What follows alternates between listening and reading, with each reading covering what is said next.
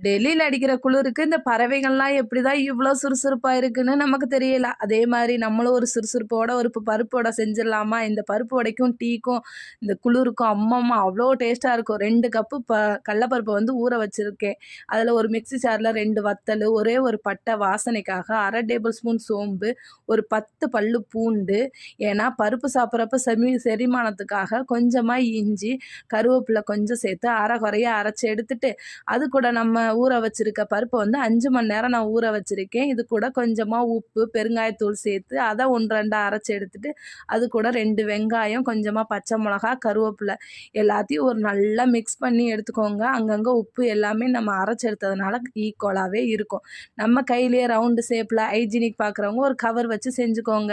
நானும் கைய நல்லா கிளீன் பண்ணிட்டு தாங்க செஞ்சிருக்கேன். ஒரு 10 வடைக்கு போட்டு நல்லா மொறு மொறுன்னு வெந்த பிறகு எடுத்து ஒரு டீ வச்சு சாப்பிட்டு பாருங்க. டேஸ்ட்டு சூப்பரா இருக்கும்.